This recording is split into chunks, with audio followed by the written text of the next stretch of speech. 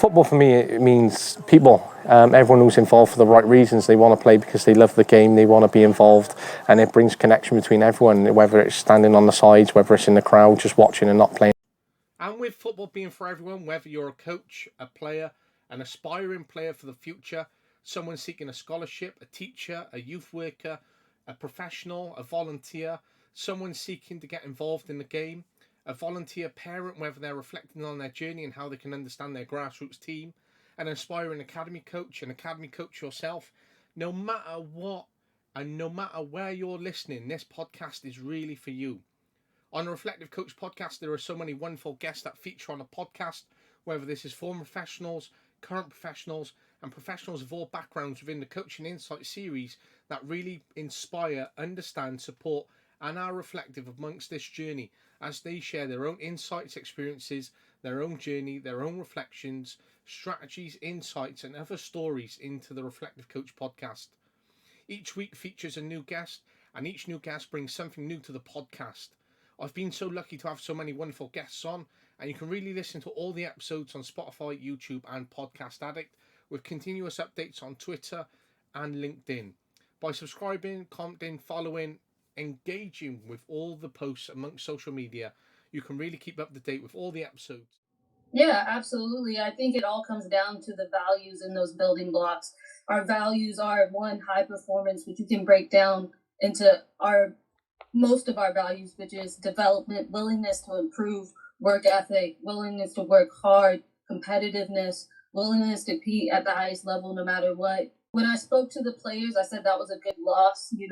Defeat is the secret to success. It helps you along the journey. And so starting the year off with that was a great start for us. And we've been rolling ever since. We beat 2 teams now.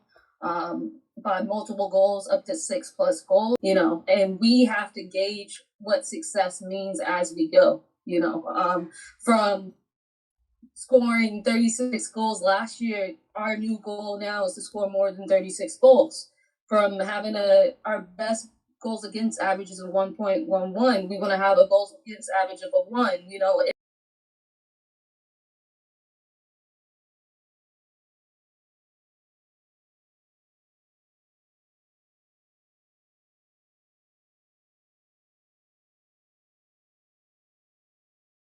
Yeah, likewise, and it's not a problem at all. Things happen at times, and this and that, but it doesn't matter.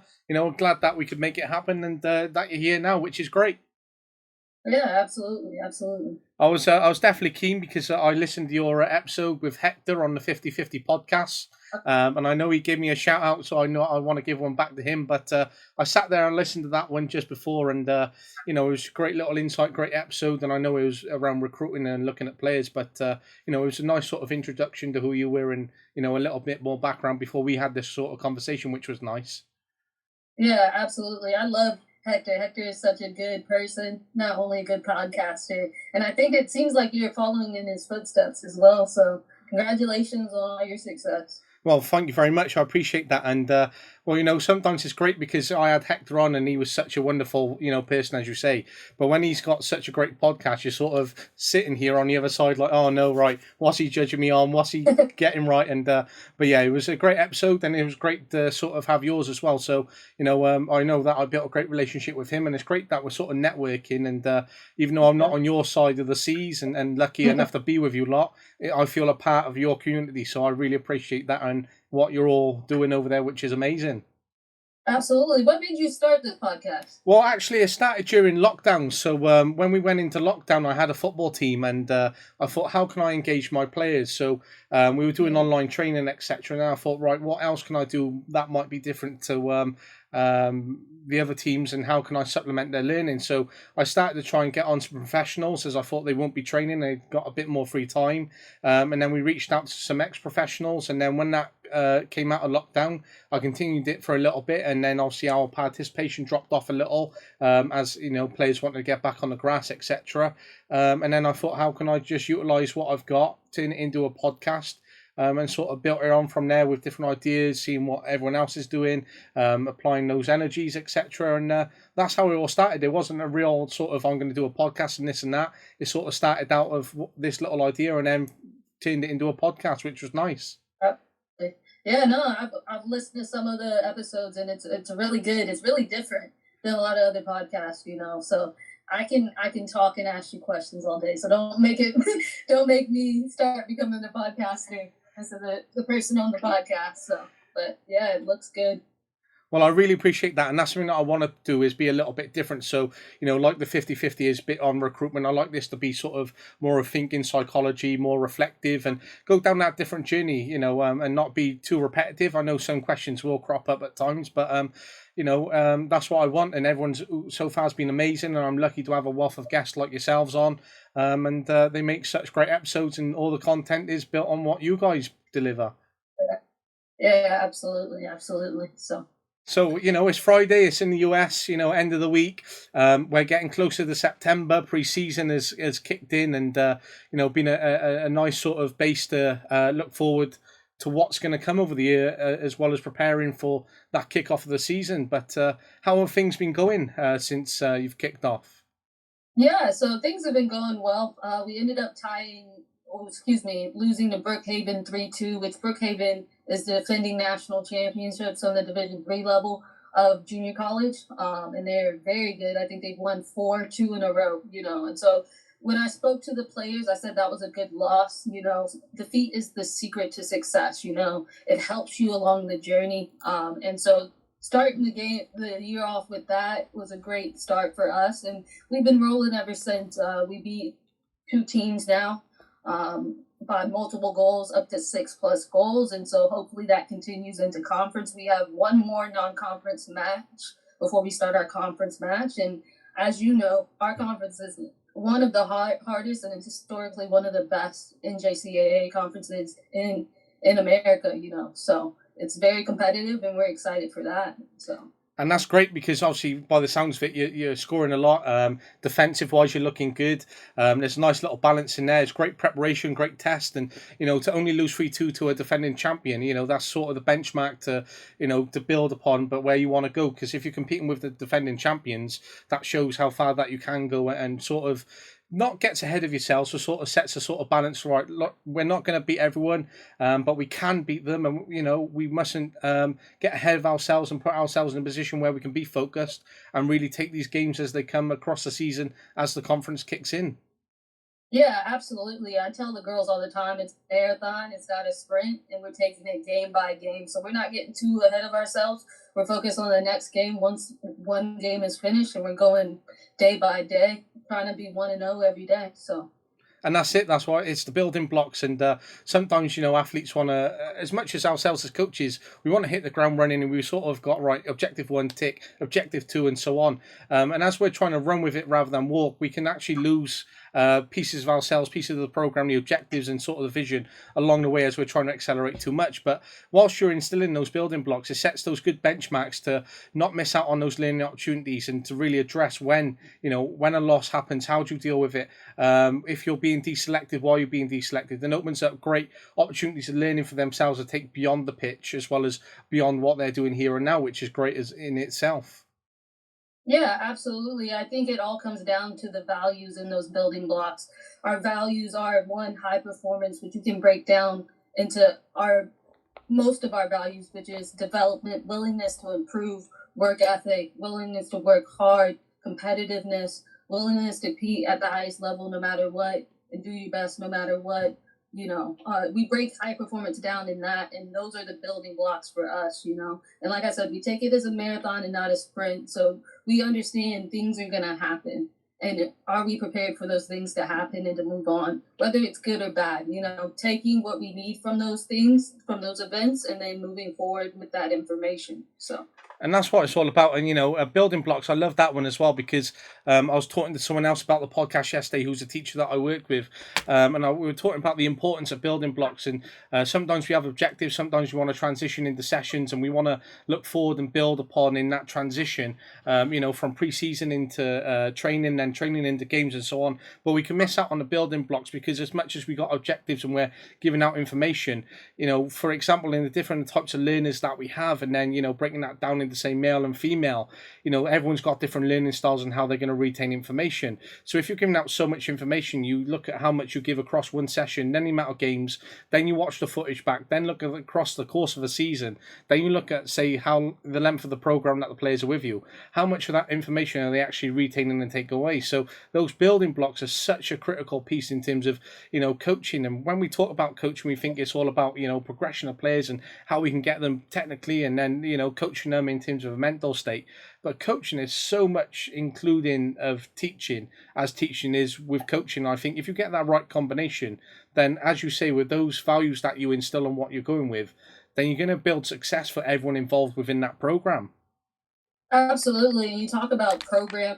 When we speak about program, we're looking for longevity. So we're not looking for overnight success, right? And so adding those building blocks, adding everything we can into this program is extremely important to us, and it's about developing the player and the person, not just the player, And so if we only judge ourselves off of wins or losses, we're going to have a hard journey ahead of us. But if we can gauge ourselves, so for example, the program started in 2018. I came on in 2019 as an assistant. This is my second year as the head coach, my second season, and we have to gauge what success means as we go, from scoring 36 goals last year, our new goal now is to score more than 36 goals. From having our best goals against averages of 1.11, we want to have a goals against average of a 1, and those numbers typically translate to success on the field, wins on the field. But we have to break that down, because once again, if we get caught in the wins and the losses, our emotions will go up and down as well. Absolutely, and again, there's so much within that, and so much consideration in terms of how you take that away. But certainly sounds like you've got a good data-driven process behind you, and how you want to look at that and then apply it on the field, and then vice versa. But also, you were an assistant coach or a head coach, and before we delve even further into such a great conversation, it'd be nice to have an introduction from yourself, who you are, what you're doing, maybe how you've got there, and anything else that you'd like to include. Yeah, so I'm Alexandria Jackson. I'm originally from South Carolina, born and raised. Ended up playing at a club called now South Carolina United. Ended up receiving a full ride to Northwestern State down in Louisiana, Forkham Demons. Enjoyed my time 4 years out there, and really my 4 years out there instilled what I do now as a coach. Ended up obviously doing quite well out there as a team and individually. Graduated as well, ended up playing semi-pro and professional, semi-pro in Canada and professional in Germany for a bit, and then decided to get into coaching. And people always ask me, why get into coaching? And it's simply because soccer has given me so many different opportunities, opportunities that maybe I wouldn't have had, traveling all along the U.S. and across the world, etc., meeting my best mates, etc. And I really want to give that experience back to other players. And so I started as a graduate assistant at school in Iowa called Waldorf University, an NAIA school. There I was a graduate assistant for 2 years, then became the assistant coach, and then became the head coach. And then after 5 years of being up there, we had a lot of girls graduate. We went to the postseason multiple years in a row, making it the furthest to the semifinals. We ended up obviously sending 3 players to play professionally in Sweden as well. And so we found a lot of success, but after a couple of years in the snow, I was ready to get to somewhere warm, and coached at a club in Arizona, a smaller club, just to get the experience, and that's an experience that I use now here at the junior college level, the 2U level. After a year of doing that, I decided to join Blend and really help start this program. And it's not a matter of like, what, but why Blend, right? Blend is a very, very special place to me, simply because everybody around us is successful. From our women's basketball team being ranked as high as number 3 in the nation, to our volleyball team who has won multiple conference tournaments and have gone to the national tournament, to our baseball team who finished in the semifinals of the national tournament this year. Every sport here is successful. I think what people know about Blend is Cam Newton. Cam Newton played for the football team, and we've won 44 national championships. They don't care about conference championships. They talk about national championships here. So when building a program, I don't think there's any space as competitive or as equipped to do so than Blinn College, you know. And so I've been here for about 5 seasons total. Our first season, definitely a learning season. You know, we came in quite late. I was under Coach Michael McBride, who's now the men's head coach now. Great mentor. And so we ended up missing the postseason by 1 game. Obviously, we increased the wins that year, etc. 2020, spring 2021 is where we got our first recruiting class. And I always say 2019, even though they were our players, they helped build what we have now. If they weren't committed to what we were doing then we wouldn't have what we have now, you know. And so spring 2021, obviously, it was the COVID year, et cetera, et cetera. We ended up bringing in ECNL players, GA players, Division I transfers, and international players for the first time, you know. A lot of different players from a lot of different areas. And in that season, that was probably our best season. We ended up making it to the semifinals of the postseason. We ended up, obviously, once again, winning more games, scoring more goals, holding the shutout record now for most shutouts in a season that season. And like I said, it's those building blocks, piece by piece by piece. All right. And then obviously last year we ended up going to the postseason yet again, finishing in the quarterfinals. So out of the 4 years I've been here, we went to the postseason 3 times. We ended up, that class was very good. We had about 4 Division I transfers, more internationals, more diversity, etc. And so fast forward now to this year, we're very excited because we obviously, last year we split the program. And so we can really focus on one team at a time and give all our energy to that team, you know. And so this year we're very excited. We have a lot of good players and we're excited to help them reach their greatness. I love that, and what an introduction! Certainly fantastic within itself, and so much within there, which is just an eye opener in terms of not only your program, where you're going, what you've done, how you've got there, how you've applied that transition from assistant coach to head coach, being a player yourself, what you've learned. That is such a great introduction. But you know, just touching upon semi-pro and professional player, you know, I know this is a coaching insight series, but just to touch upon that because it does make you who you are and makes part of that fold.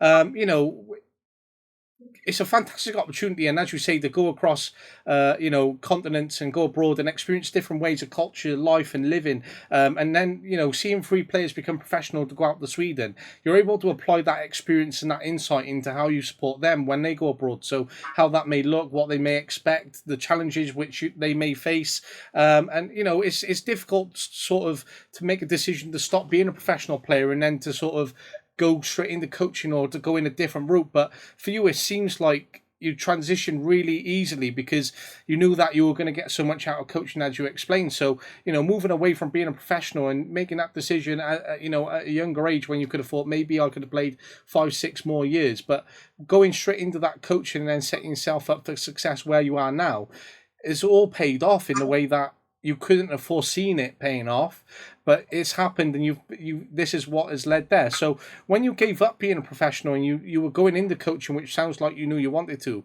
was that a really difficult decision, or was it one that was just so seamless? I think it was a bit seamless because I had collected, obviously, through my long career. I mean, in the United States, you start specializing in a sport so early. So about a 14-year career, even though I had a short professional career, I had collected a lot of injuries, you know, and obviously I spent a lot of time overseas and in Canada. And so it was really down to, I wanted to be in the United States to be closer to my family because I went out when I was 16 as well to Germany, and I played there for about a year and then came back to go to college. And so I had been flying all over, committing to soccer 100%, and where coaching gave me an opportunity to continue to do what I love, but also be around family and be in the States, etc. And it gives you that stability because I was just updating some of the artwork around some of the previous guests that I had, and I was reaching out to some of them just to touch base of how they were. And one of them that I only interviewed 2 years ago and whatever, and she's from America herself. And to actually see now she's retired and she's not even hit 29, 30, and that is a young age to retire. But even when I had that conversation with her at that time, it was very similar to yourself. Go out from the US after young specialization, transfer abroad, have a few different moves around. Obviously everything else comes with that. You don't know how you're going to pay your bills if your contract is alternating, changing, living with different teammates, culture, language differences. Yeah. Making sure if you want a family, then how does that work in terms of that contract? How you set yourself up? Are you going to start a family out in Sweden, for example, and then come back? There's a lot of considerations when it comes to female players going abroad. It's not as seamless as, say, a male going abroad and how that may look. So when it comes back and you made that seamless transition into being a coach, and as you say, you get to be around family, it's that nice transition which allows you to be settled as well, because you're still traveling, you get those experiences, and some people may think, why do you want to go into coaching? Continuous accountability, continuous pressure, you get lots of sort of abuse depending on how far you go and what can come at you and everything that surrounds that. But it's nice because you've got that position where you can be around family, that you can be settled if you wanted to have your own kids, or if you wanted to set yourself up. You're just in sort of the most perfect position, and it's so nice where you've made that decision on your own terms to go, yeah, I want to go into coaching. This is how I want it to look, and I'm going to call terms on it on my own grounds. Because sometimes the sport pushes us to make decisions we don't want to do, but it sounds like you've got the ball by the horns, and that's where you've got it. Yeah, I think absolutely. And I think I have a lot of great coaches that help me think like maybe I can do it. My experience has been different. Like I said, collected some injuries, played professionally, etc. That helps me become a better coach. But I had a lot of coaches, great, great coaches that I look and I think, well, that was a point where they did such a great job. They were like superheroes to me. Why can't I do that for my players? So And absolutely, and you're in such a great program and position where you're at now in terms of the institution, and there's a lot of success there, as you said, and a lot of other teams and other sport areas doing well. And whilst they're doing well, obviously it helps the institution become more recognised and gets them out in different areas and so on, and that only benefits your program within that. But whilst the other teams are having their successes and they're doing well, do you feel even more pressure to deliver success on your program? I think because I'm very ambitious, there's always pressure for that. The own pressure I put on myself. I'm very fortunate to be around a lot of these coaches who have won conference championships and national championships because I can just learn from them. I can soak everything in. So for me, it's the pressure I put on myself, but a good pressure, if that makes sense. I want to give back to the community that has given us so much. We have so many tools here to be successful, and so it is only right that we be successful on the field because we have such a great backing and a great community, not just in athletics, but in housing and in admissions and in administration. We have such a great community here. So once again, not really too much pressure, and to be honest, to be around such excellence, it rubs off on you. So it's not a matter of if we'll be successful, when, and how we're gonna get there. And so we have to take the journey there. People want to skip steps and go straight to the top, but we're gonna take the journey there and take it in. And again, it sounds the most perfect position because you get these successful programs, successful head coaches, and you're able to soak up and take so much away from them, how they, respond to criticism, how they respond to maybe not winning the national championships, how they set themselves up to do so, their recruitment, and how all that plays in. And you can even get into, utilize their athletes and bring them into, do training sessions and so on with yours, and even, compare that in terms of how it can come together nicely. But whilst you're doing it and you're taking that program, you're on that journey to go there, say all the heads of coaches sat down and they discussed their own individual programs. So, whether it's volleyball, softball, baseball, basketball, and so on, all these head coaches now sat in a room, and then you're sat in, say, the head of institution is there, and he's saying, right, volleyball's the best, basketball then is second, and then he's rating the programs depending on whatever scoring or mechanisms. But for you, it must be such a great position to be in to go, right, soccer was seventh when I came in, for example. We're now hitting second, and we're pushing for first of this program at this level in this institution. That is just such levels to do that internally, but that shows how much of a great opportunity it is to be where you're at. Oh, absolutely. I call it my playground. To be such a young club coach in this position, I'm honestly honored. I'm grateful. I thank my boss, Scott Schumacher, almost every day. And because they continue to invest into our program, and we're continuously getting better every year. And so I'm very fortunate. Trust me, it does not go beyond me in terms of that. I'm very, very fortunate to be where I'm at and to be able to represent Glenn, and hopefully represent it as well as we can. I love that, and it's great to be in that position, and it's very exciting just to listen to it as well, and the thoughts that I'm having around it. But when it comes, say, back down to your program, and you said about splitting the program from last year, what does that mean? How have you split the program? What have you done? Yeah, so when I was first the assistant here, I was working with both men's and women's, and so we had one head coach, Coach Mack, who coached both men's and women's. So I would be at men's and women's practices all the time, and then so as of recently, so as of this time last year, we split the program into me being the head coach for the women's and Coach Mack being the head coach for the men's. I also have an assistant, a couple of volunteer assistants, and he also has an assistant and volunteer assistants. I really enjoyed coaching both. I know I always get that question, which one do you like the most? I enjoyed coaching both. I don't believe there is a difference, to be honest. I think you treat them all the same and you care about them. They're going to do what you would like them to do, and they're going to work and play hard for you. So, yeah. Absolutely, and that's a good sort of contrast and perspective to have, because some people may go, right, Gil's coaching now, I've got to completely change my delivery, I've got to change, whether I speak more softly or whether we slow things down. Go in with the same sort of attitude that you have and just look at it as, right, one blended coaching session, and it doesn't matter who's in front of you, but deliver it in terms of how you would naturally deliver a session, and certainly take that away. And it's good that you sort of had that split as well, to sort of be a standalone and be that representative, and taking that program forward, which again is another growth avenue in itself. But what, Absolutely. and growing that program is going to be huge, and big squads. Everyone that I speak to across these, always talk 30 mark, and that is such a big squad to have. Is your squad looking around those numbers as well for this year?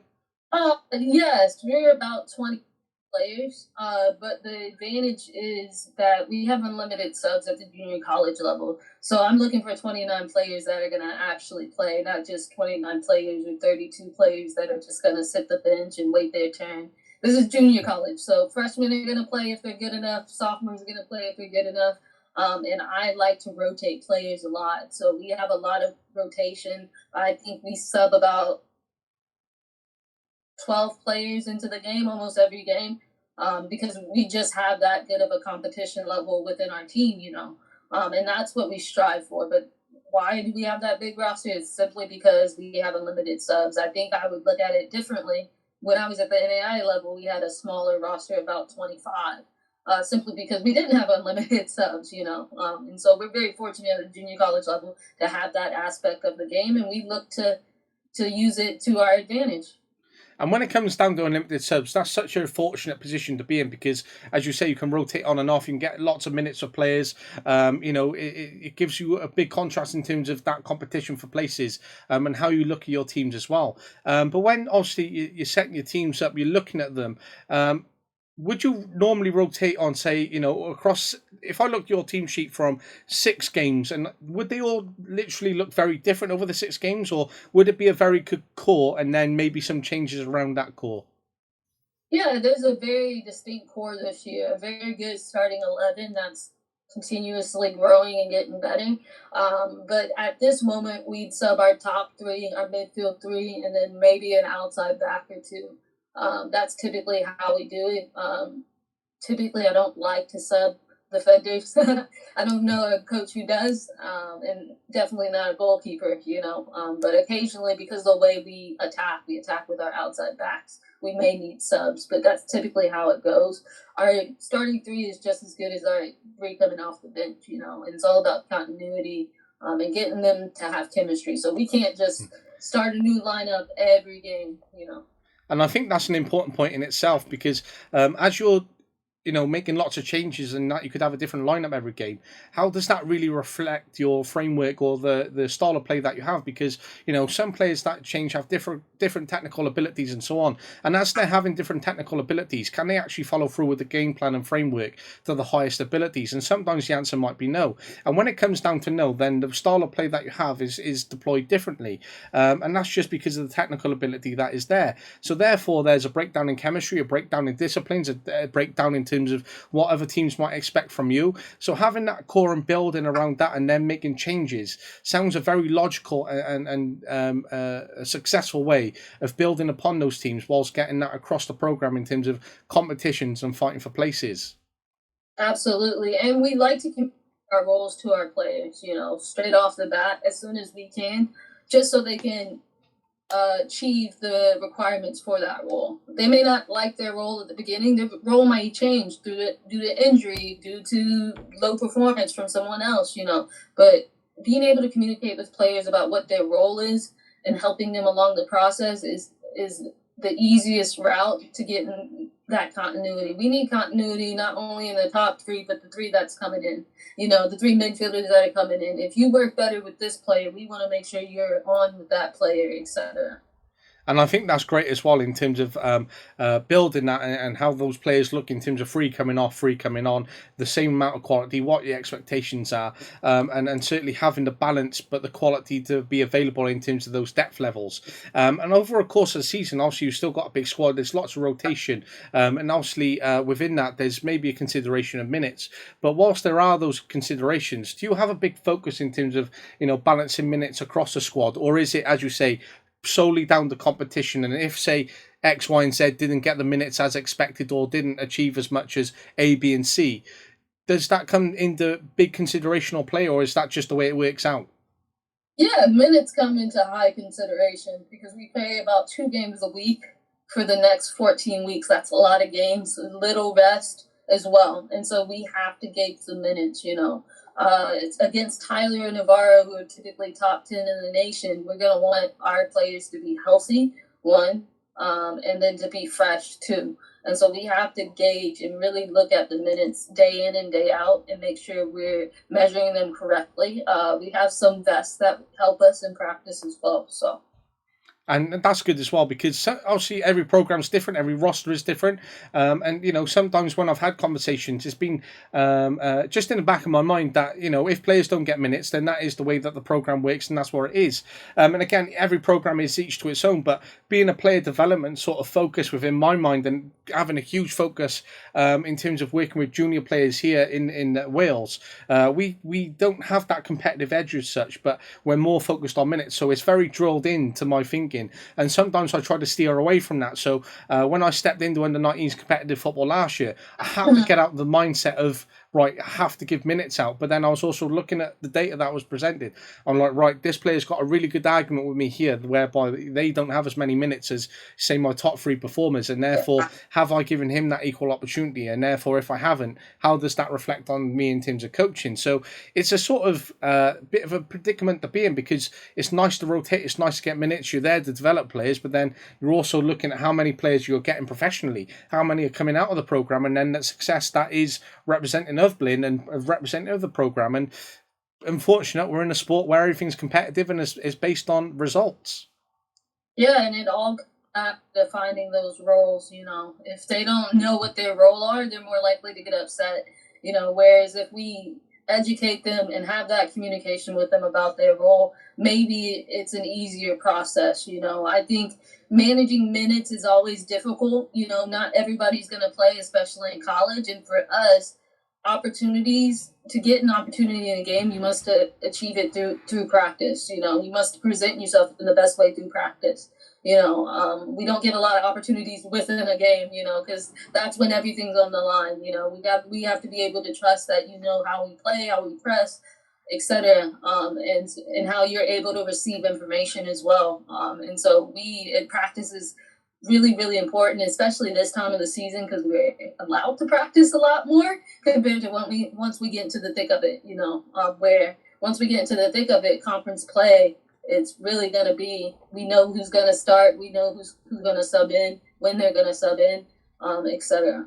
And I get that entirely. I've been in a position whereby I had a very good assistant coach, and he was very big on the minutes, so therefore he became very functional in terms of having planned rotations in and out of the squad. So on a point in the game, then we knew it already that players were coming on. So it helped us get the players on the sideline expecting of their minutes and when they're going to come on, but also they're in the mind frame, they're focused, they're ready to come on, they're warmed up, and then the players coming off know exactly when the period is. So it was a very seamless transition on and off the pitch, and it allowed us to actually work really well when we're transitioning those players. And when that looked upon our framework and that game plan, it deployed on really well. Whereas sometimes if you're sort of planning in substitutions and those rotations, it can be difficult because it can take away from that. But I think if you get it right, then you're going to have the success, as you're saying, which you're deploying really well.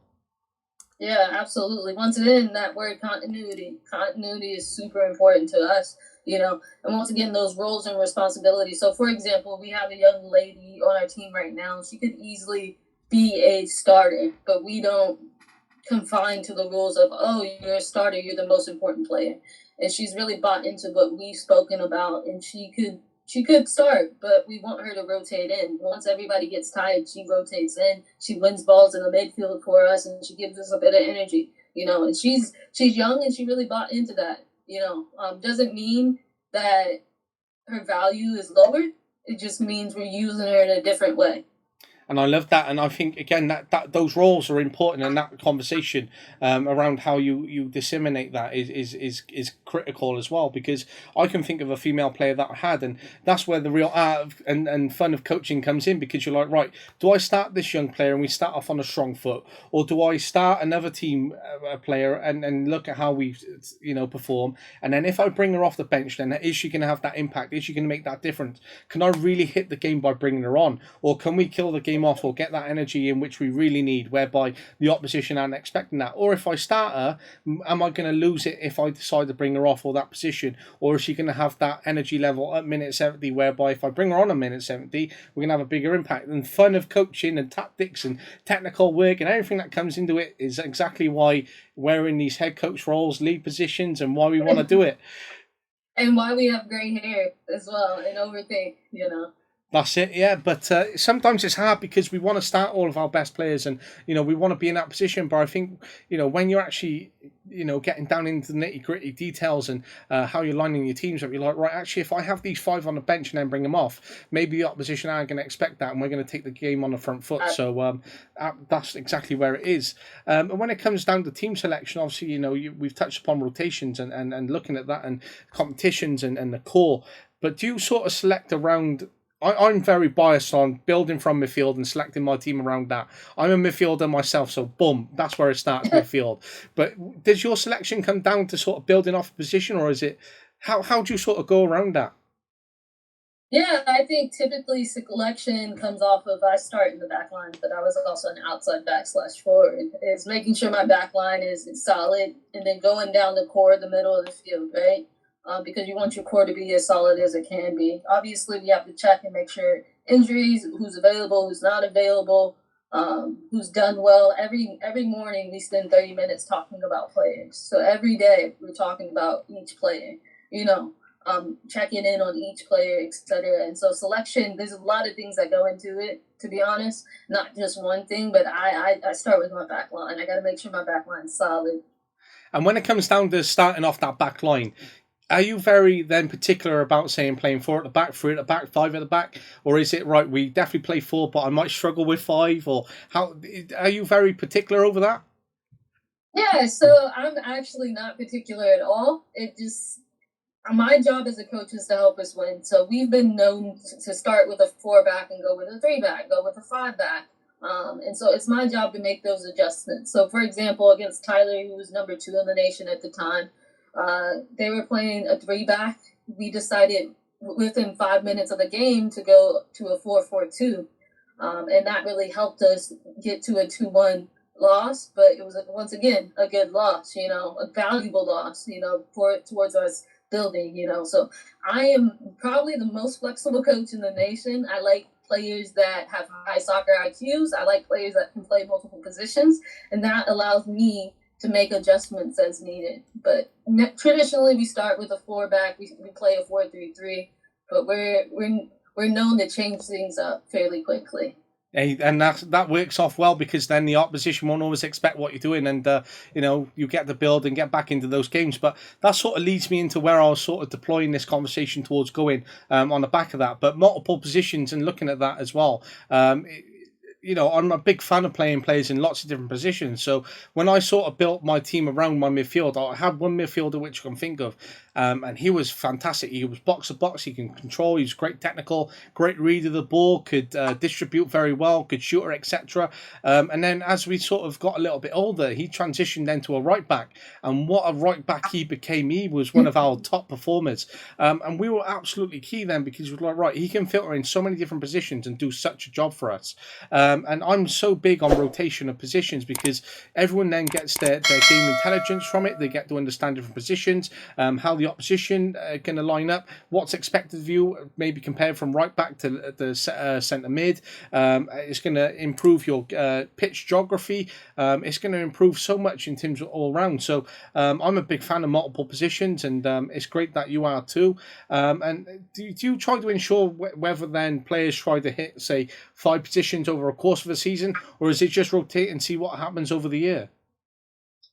We try to figure it out straight at the beginning. So during this time period, which I like to call preseason, even though we are in season, that's when we would like to figure things out, so that once we get into season, aka conference, we know exactly what and where we're going to play people. So for example, we have a midfielder as well, and she's now a right back, and she's super athletic, and hopefully we can develop her into a very good right back. We definitely have that defensive mid. She's actually from the UK. She played for U under 21 Tottenham. She's a very good player, and she's that defensive mid that can distribute the ball, that can play long balls, that can keep possession and control the way of the game. So. And I love that, and that's great on terms of hearing what she's doing as well, and making very good choices to come across and be a part of your program. And when she's in those positions and she's doing well, it's great transition for her, because she's able to learn and obviously have that success. And when you say receiving information for players, as you say, and then their mental frame comes into play, and then rotation of positions. Obviously, when you get such a change of cohort so often in terms of the programs, you get many different individuals, different personalities, expectations, and so on. And say you want to rotate a player, and they've always played centre mid, and maybe you're thinking about left wing because they got that ability to sort of break away. They're very quick. They can get in the final third and so on. But they're very reluctant to move into that left wing position, or they're very reluctant to play multiple positions or rotate. How do you sort of break that down and then get into their mental frame that this is expected, this is something which you can do, and build from there? Yeah, absolutely. Obviously, that's a tough conversation, especially with midfielders. They're typically stubborn and want to play in the middle of the field. Typically, I talk about what's going to be successful for them. And in this team, currently, this position would be successful for you. So, for example, we had a young lady named Bailey Buckner.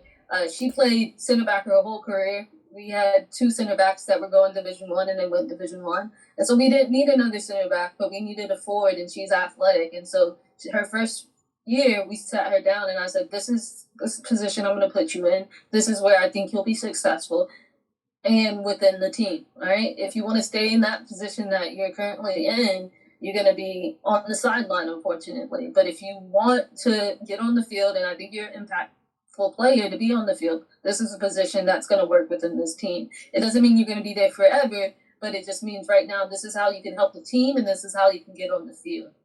Fast forward to this year, she's back as a center back because we graduated those 2 to Division 1. So things work out the way they should, but really it's just having that conversation. We let them make the decision. Say she said, no, coach, I want to be a center back. Okay, well, this is what's going to happen. I'm going to start these 2 other center backs, so. And it's good to have those conversations around that, and also expectations, because if she wasn't willing to play that position, then she's going to be on the bench, and she has to make those decisions and deal with it, learn from it, and move on from it. And it also comes into consideration of that receiving information, and how players take that on board. They're very young as well, and sometimes reflecting upon that or taking that on board can be tough because they are young. They don't have that life experience behind them, etc. So again, that's where the fun of coaching and the fun of working with young players and individuals comes through, because you get to build those blocks. You get to be on that journey with them, and by say year 3 with this player you've got, or by the end of this year, you get to see where that different mindset has maybe shifted and how that moves on. Absolutely. And at the junior college level, they grow up so quickly from freshmen. They have to, because they get that experience straight off the bat. But I think first and foremost, trust has to be involved in that conversation.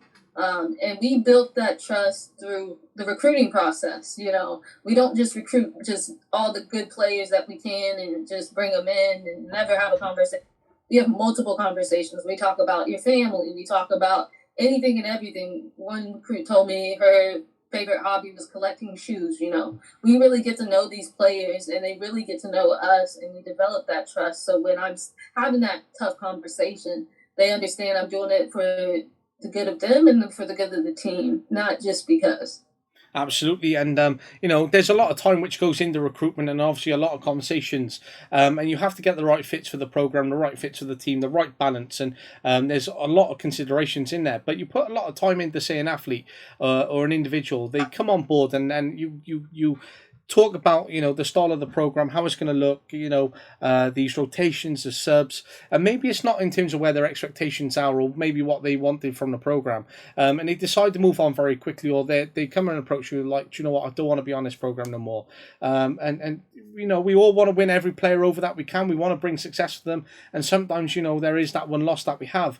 But if a player does come to you and they're in that position where they want to move on very quickly, do you feel sort of shot in the foot and be like, oh, what a waste of time it was trying to recruit this player and have the amount of conversations that we had? I don't think it's a waste of time, simply because a part of our job at junior college level is to place players, whether it's a year or 2 years from now. So I'm on the brink of knowing that they're going to leave at any moment, whether it's next semester or next year or 2 years from now. They're going to move on, and it's our job to give them as many tools as we can to be successful and to help them move on.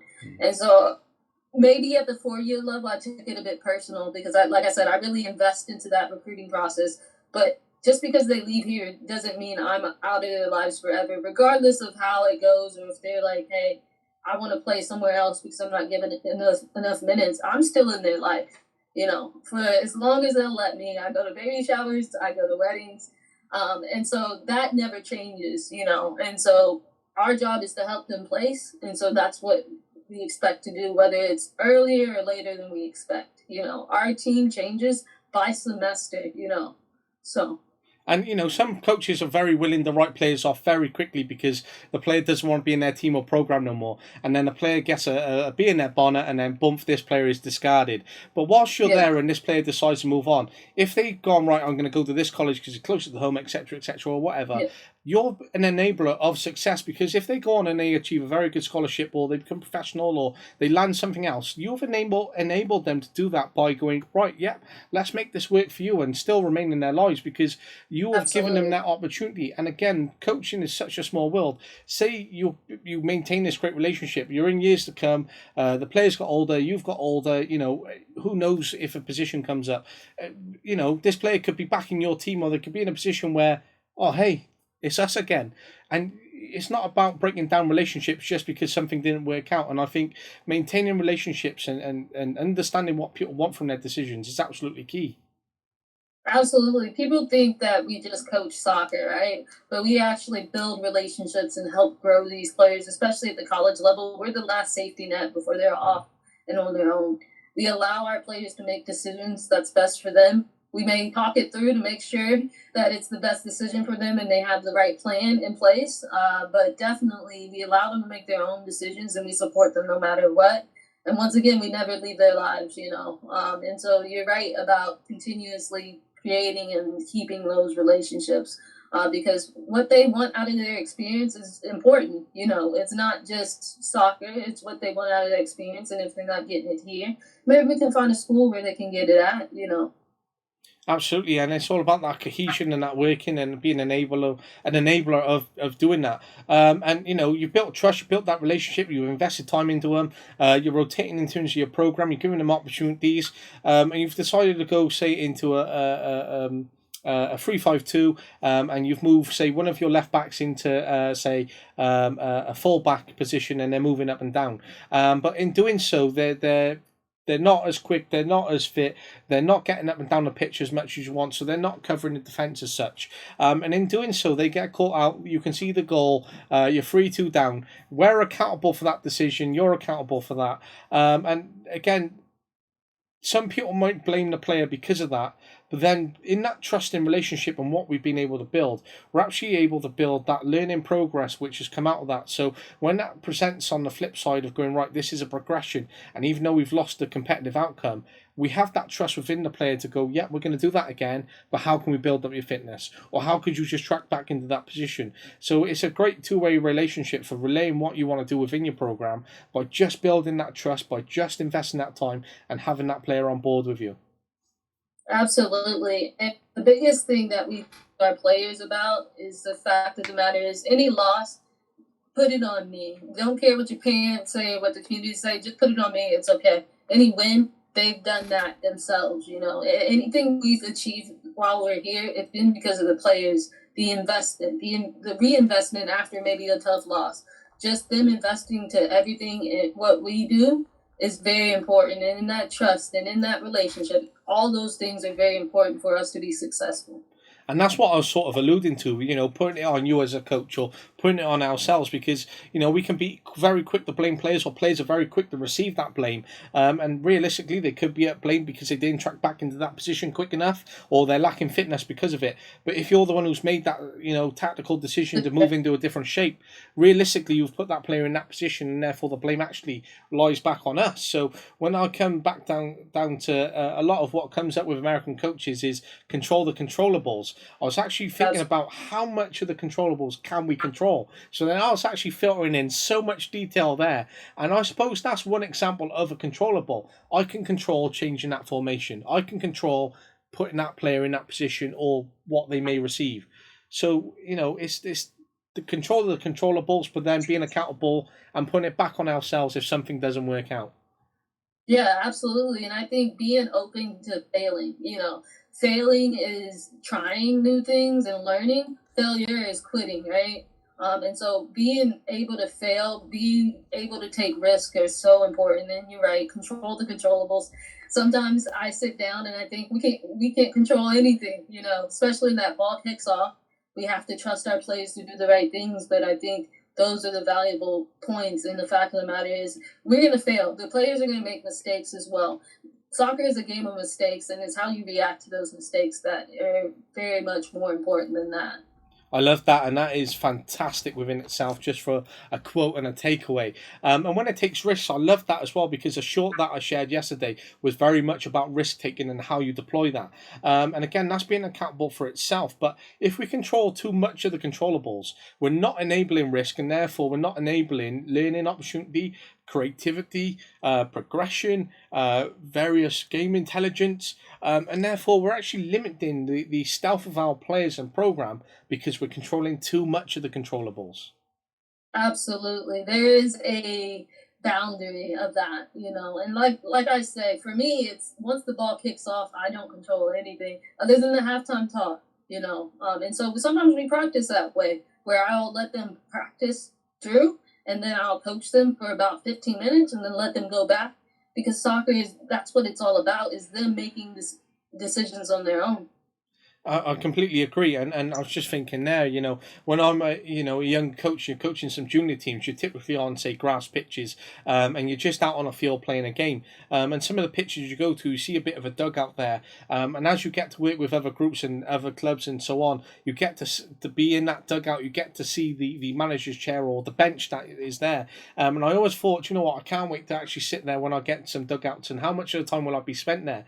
I remember my first ever game, I was like, right, I'm going to sit down, I'm going to watch this game, and within like a minute or so, I weren't sat down. And that is something where I always thought I would do, is be sat down watching it. But I'm like, I can't actually sit down in the game because I actually have to be on the side with the players and I want to be there with them. But I'm also very reflective upon how much am I actually managing or coaching them within a game, and giving them too much instruction, and just trying to balance and tweak it in the right components. And again, as you say there, is, you know, the amount of information we give before a game, half time, how they receive that information, how they take it on board, because otherwise we're coaching them too much by hand holding, controlling the controller balls, and actually, you know, who's actually deploying the net at the top of them, or is the head coach controlling them all just on the little strings?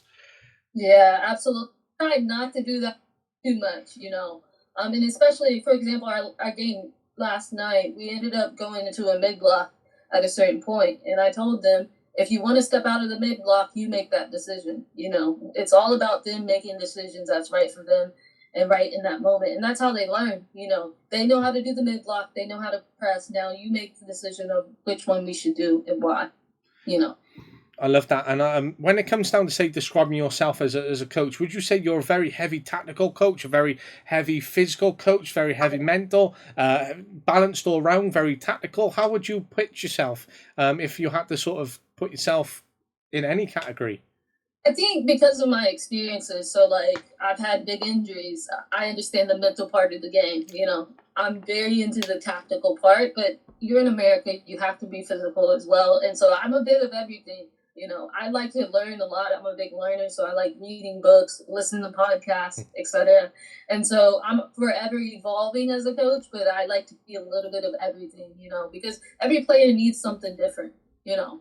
Players may need that mental aspect of the game to get them over the line, but they understand the tactics and they're athletic, you know, or they may need the tactics, you know. I'm ever evolving, ever shape shifting to help guide and get our players to the best they can be.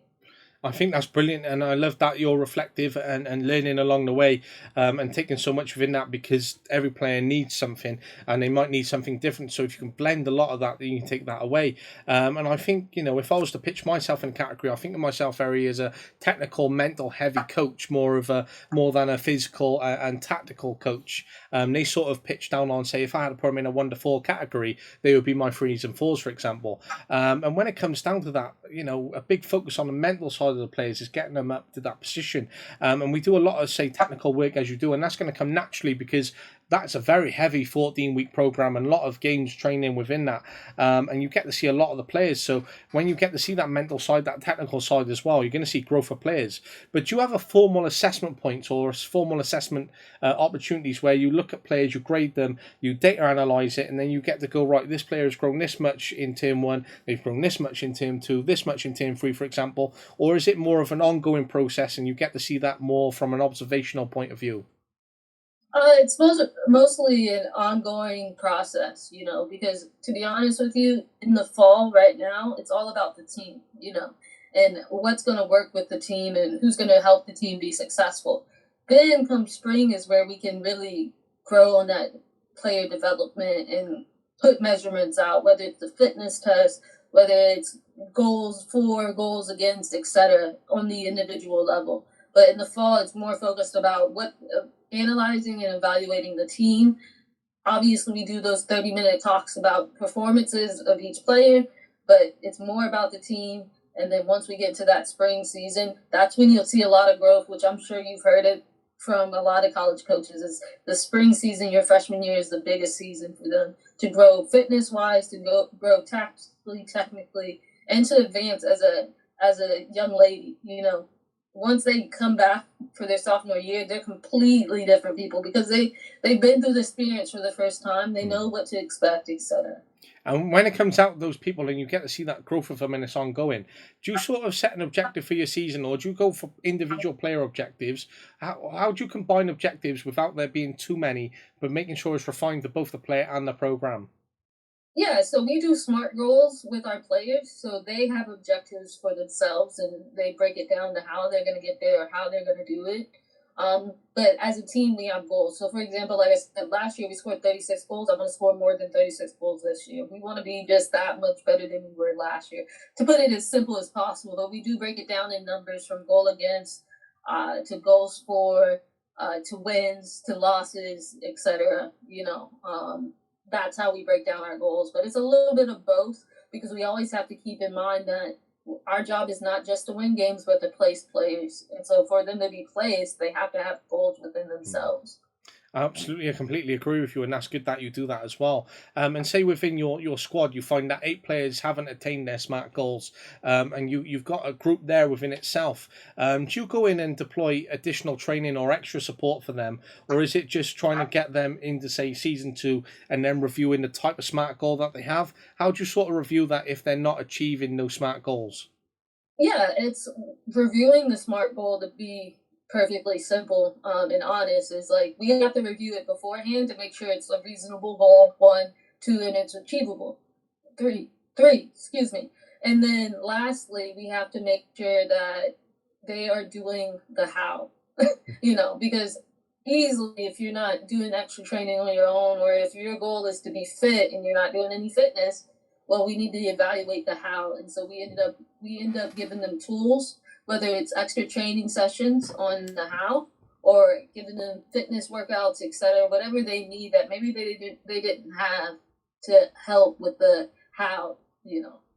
And I think that's important within itself, because sometimes we can have goals from a very young age. Again, very adolescent, very young, and haven't experienced life, but sometimes they can overset themselves that expectation. So just sitting down and giving that extra time in doing to review them, where it's at, and whether it hits those 3 areas is very important. And if you've got one player, you've reviewed their goal, they haven't achieved it. Say you've reevaluated it, you've adjusted it, they haven't achieved it. Say then by December, and you put on extra training, and this player is still struggling. How do you get through them? How do you support them? Is it a case of, right, maybe this program isn't going to work out for you? Do you put on even more training? Do you give them more focus point? Because coaching, there's a lot of time that goes into it, and allocating more time isn't something which isn't affordable all the time. But how would you go about approaching a player, say, in that position? Yeah, we even break down to their daily habits. So they've failed twice on this goal. We need to look at their daily habits, because all their habits need to be in line with their goal, right? So if they're saying, I'm doing the how, but you're also indulging in alcohol or overeating, then we're going to have to adjust that aspect of it. There's something in there as to a reason as to why you're not meeting your goal or even getting close to your goal. I think that's good that you talk about habits and reviewing those daily habits as well, and those external factors which can play a part within that. But when it comes to habits on your program and what you expect from players in and around your program, in and around games and training, what little habits do you expect from them? So, for example, a little habit that I expect from my players when they come in is always have a fist bump on the way in, fist bump on the way out. Set the good boundaries that they're talking to the coaches, that we've got these expectations that they must greet us, they must say goodbye, and that's just a little habit that we have. And another little personal habit of mine is, if a player says something and I don't hear the word please, I'll go, pardon? And I'll repeat pardon until they put please on the end. Yeah, I mean, obviously we're in the South, so saying yes, ma'am, yes, sir, very important. I think not speaking when the coach is speaking. And then the big one is jogging everywhere. So whether you're jogging to get water, we built this team off of urgency. The urgency to want things, the urgency to win. And so that little habit of jogging everywhere and making sure our time, whether it's an hour in practice, an hour and a half, that we're using all of our time to be successful and go towards our goals. I think that's important as well. And I'm quite big on urgency within myself, and I'm big on how players enter the pitch. So if I've got a player walking in and they just chuck their water bottle and you see it bounce a few times, that absolutely drives me insane. I want you to come in, place your water bottle down, jog over, get passing in straight away. Whereas if they're chucking it down and then they want to get a ball, smash it straight into the net or over, I'm like, right, you're not ready in this position whilst you're coming in, are you? Absolutely. They really have to, and we talk a lot about this because we have 18, 19, 20-year-olds starting and playing for us, but it's all about being professional is what we call it. Is, are you preparing yourself for the training session to present yourself in the best possible way? And so being professional means wearing the right gear, showing up on time, making sure you're prepared by going through treatment if you need treatment for this session. But yeah, no rocketing balls over the goals and throwing your water bottle everywhere. Just little things. And when it comes down to structuring a session, then how do you typically structure a session? Is it straight into warm up, then a technical, then an SSG? How so? Typically for mine, it would be an arrival activity, so straight into passing or kick ups, and then we might do a bit of a warm up. We'll do a bit of technical work, then we'll go into an SSG, and then we'll do a cool down. How do you typically structure your sessions? Yeah, it depends on the day, but typically it is warm up, technical, and SSG, and then full field playing. Typically, we do the full field on Tuesdays. On Wednesdays, Thursdays, and Fridays. If we don't have a game on Friday, we'll do rondos as well instead of any technical work. So I love that, and I think that's important as well. And that different structure as well can actually provide an alternative, because players can become too expectational of the way that we do things. So if I was delivering 20 sessions and it was the same kind of format, then it becomes too particular to them. So sometimes I might start with an SSG and work in a whole session, as we call it, and just work backwards and then say backwards to forwards. And sometimes that catches them off because it then gets them thinking and then critically analysing. And there's a lot within a session that we can deploy and put in, but it's also good to transition from an SSG into that larger field when you've got that opportunity. So for example, here we don't always have that opportunity in terms of that transition, so we might spend a lot of time doing SSGs, but when it comes to match day, we're then going from say small field into big field, and then that exposure is massive, and then therefore that transition can break down because then the players aren't, they don't have that game IQ, or they don't have the pitch geography, because we've gone from smaller to bigger. Absolutely. But I also think there is a value of the 5v5s and the 6v6 because you can break the game down into the 5v5s and the 6v6s and even the 4v4s, the 3v3s. And so it's a balance between both. We don't do a lot of 11v11, but we do try to, or we'll do like a half court 11v11 or a 10v9 or an 8v10, etc., just to get coaching points across, and then to also deliver on our principles. No matter what we do in a training session, we have to show out and deliver on our principles. So the principles stay the same, but the training session may look different. Well, I'm glad that you say there's an importance on 5v5, 6v6 and so on, because sometimes, coaches might go 11v11 all the time, or they might just always go SSG. But I think if you get that refined balance in the middle, then it's going to work out really well for you. And when it comes down to saying structuring your sessions, as you said, you want players to receive information. How do you typically then give information? Do you give information at the start and then have, work in blocks, and then as those blocks come in, you give that terminal feedback? Or is it a lot of more concurrent? Is there lots of one-to-one discussions? Is it see the technical and then sort of have discussion after it? How do you sort of give information without giving too much where it doesn't become white noise? I think we do a little bit of everything from some sessions I'm coaching a lot. Some sessions I'm not coaching at all. I'm allowing them to make decisions for themselves and learning, and they can come up and ask me questions. There's a lot of one-on-one discussions typically right before a game, as well as big team discussions before a game, but we like to do a little bit of everything, whether it's a lot of coaching, not a lot of coaching, and everything in between. I think that's brilliant as well, and I think that's good. And giving that information as well to players so they can certainly have those building blocks is a really important component as well. And you're coming up to a season. You've got a good season ahead of you. The work is obviously being in place, and you're still in this preseason mode, as you say. But there's some good games ahead of you. There's good opportunity. You're going to learn even more about your players across the course of the season. And it's another season for yourself to obviously learn and get on that journey even further. But it's an exciting time, and obviously one to look forward to over that course of the year. And it's great to see the growth of those players, and not to rush a year past too quickly, but let's see where you're at here and now. But it's a good place to be. It sounds like it's a fantastic program, a great position for yourself to be, and everything's moving within the right directions of where you're at. Absolutely, like I said before, it's not a sprint; it's a marathon. Rome wasn't built in a day, and so we're going to continue to take it day by day and not get ahead of ourselves. Celebrate the wins, learn from the losses, and continue to grow every day. And that's it. That's what it's all about. And, without stretching too much further into a conversation that will take us off for hours, but if you had to have, say, an analysis of your philosophy and how that looks, are you, say, an all-rounded, balanced coach, or are you very heavily defensive? Are you very heavily attacking? Do you then focus on the players? Obviously high performance, we touched upon that, but do you have a philosophy whereby if you had, say, 10 different jobs, your philosophy would be the philosophy across all 10 jobs, or would it be very different in terms of job to job? How far adaptable are you in terms of your principles, your standards, your expectations, etc.? I'm a lot flexible on attacking principles, but people would say I'm a defensive coach. But I do think if you win the ball higher up the field, you're more likely to score the goal. So I'm a pressing coach. People would say I'm more defensive than attacking. I guess I hate when people say that, but I guess it's true.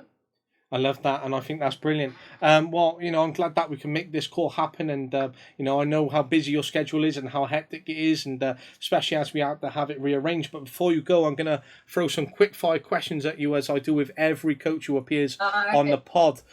So the first one is: if you had to have someone describe you in 3 words, what 3 words would they be? Passionate, methodical. Third one, inspiring. Oh, love that. 3 top words. If you could move to any country to coach, where would it be? Germany, of course. Brilliant. I think. Loved it. Yeah, Loved it. love it. Top youth system, growing coaches, fantastic players, great country too. What's not to like? Exactly. Love it. I'll go back there second. Hey, who knows? Who knows? If you could spend a day with any coach or manager, who would it be? Jurgen Klopp, of course. I thought it was going to be. Huge Liverpool fan, and obviously he's a legendary coach. He's fantastic. Somebody I like to model myself after. How passionate he is, how much of a player's coach he is. So of course him. Top choice. I'm a Chelsea fan, but for example. But for example, if we sacked Pochettino or whatever and Jurgen Klopp was available, I wouldn't be reluctant to go, yeah, let's get him in. Or I wouldn't be reluctant to learn off him, because he is just one of those where he's just in that elite class of coaches just because of the way he is. Look at what he's done in Liverpool. Even though they haven't won, say, 5 Premier Leagues, they are such a formidable force and team to play with. Absolutely. They completely turned around when he came in. Completely. Such so hopefully we can keep him, and hopefully we continue to grow. I reckon he'll be there for years and years to come. I hope so. Who was or is your role model? It might be the same answer. Oof, that's hard. I have a bunch of great mentors, so I have to say more than one. I have to say Nathan off at Lamar, Kia McNeil off at Brown, and then obviously Michael McBride here. That's the men's coach here. They're going to love that when they listen to this, and hopefully they will. But top choices. Well, one of the questions is to be a full-time player or full-time coach, but you've given up being a professional player for being a coach, so that's top choice. Absolutely. I am not running anymore. I'm walking. I am lifting weights. I'm not running anymore, so definitely full-time coach. Hey, that's the one thing I love about coaching. I was watching pre-season last year.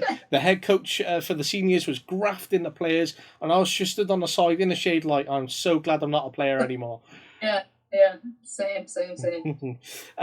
If you had the choice of any job out there in terms of the coaching world, so, whether that be the US national women's team or US men's team, or, staying where you're at, or you've got an institution, any, job in the coaching world, what job would it be? I am happiest here, to be honest. This is like a dream come true every day for me. So here, I love those ones. I thought you were going to say that, but I absolutely love those true commitment, those loyalties that lie within there. If you weren't coaching, though, what would you be doing? Oof. Probably motivational speaking. That's what my players say, so let's go ahead and go with that one. Hey, I completely agree. I think that would be a great one for sure. Who is your all-time favourite player? All-time favourite, like, ever? Yeah. Thierry Henry. Top choice. Yeah. What a quality forward. Didier Drogba's up there as well, but Thierry Henry. See, again, being a Chelsea fan, Didier's always up there for me, but Thierry Henry, the amount of time I spent on FIFA playing as Arsenal back in the day, just because he had Thierry Henry, it doesn't go down well. that time frame with all those forwards, I mean, you can't. I mean, Carlos Tevez, Wayne Rooney, you can't go wrong with any of those choices, you know. So Absolutely, and being a youngster back then and picking those teams on FIFA didn't go down well. But uh, I was like, look at the quality. yeah, absolutely. That's it. What is your biggest pet peeve in coaching? People being late. I don't like when people are late. I can't stand lateness. My assistant coach was shocking for it. He was always late to every training session and game, and he was like, "Just can't get you." I was like, "Mate, you live 10 minutes away. I live like half hour away." No, I can't stand being late. Frustrates me. What is your favorite thing to do in your downtime? Probably to cook or to hang out with my puppy Maui. That's cute. Very nice. Love that. What is one book if you had to recommend it? High Performance is a book that I would recommend, or Rare Breed as well. That's hard. Yeah, Rare Breed would probably be it. I love that. Every time I ask that question, I get another book on my shelf, and it's certainly growing from every podcast episode I have. Definitely send that one to you for sure. Well, I would definitely look at that one later, but I appreciate that. I love that question. What are your 3 non-negotiables in coaching? Work ethic, communication, and development. Top ones. And a final one is, and a nice one to finish on, what is one thing you enjoy most about coaching?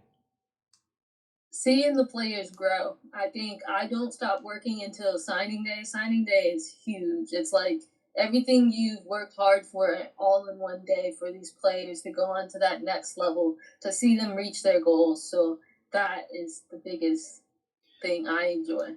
I love that, and I think that is an absolute way to wrap up Alexandria Jackson and her episode, and what has been worth waiting for. But it's been such a fantastic time speaking to you. And as we got through the conversation and we got to this point, I was like, we haven't even touched the surface of what is out there. But it's been such a great conversation, and I appreciate it, especially knowing how hectic your schedule is, and trying to get some time in. But it's been a wonderful time and a fantastic to meet you and get this going. But thank you very much from me.